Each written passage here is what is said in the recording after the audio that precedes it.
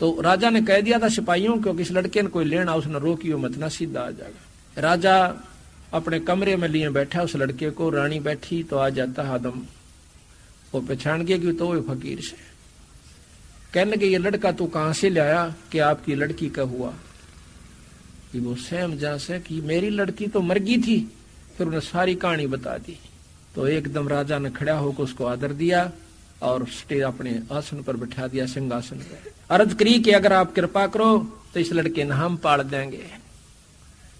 No बोला ठीक से, अपनी लड़की ने भी ले आओ और इस लड़के ने भी पाल दो। जाकर के लड़की को लेने के लिए भेजे कि अब आपको राजा ने बुलाया से, बाजे बजाते हुए खुद उसका पिता जाता है, अब्राहिम को वहीं छोड़ गए उसको, आदम शाह को। लड़की ने बोली मैं नहीं चालू थारी गेला जब तक मेरा पति नहीं कह लेगा। राजा को और उसकी मां को दोनों को मना कर दिया। वो कहने लगी खुद उसी ने कहा से बेबे बेटी चाल तुम्हारी गेला, अक नहीं, जब तक वो नहीं कह लेगा मैं नहीं चालूंगी। लड़की ने बोली मैं नहीं चालू थारी गेला जब तक मेरा पति नहीं कह लेगा। राजा को और उसकी मां को दोनों को मना कर दिया। वो कहने लगी खुद उसी ने कहा से बेबे बेटी चाल तुम्हारी गेला, अक नहीं, जब तक वो नहीं कह लेगा मैं नहीं चालूंगी।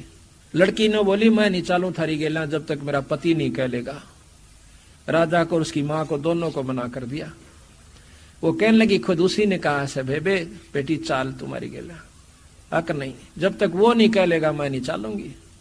उसी समय आदम शाह को बुलाया, कहने लगा जाइए अपने पति पिता के साथ। उस दिन से वापस आ जाते हैं महल में, लेकिन अब्राहिम वो आदम शाह महल में नहीं रहा, वह व्यक्ति उसमें फिर उत्पन्न हुई परमात्मा को पाने की।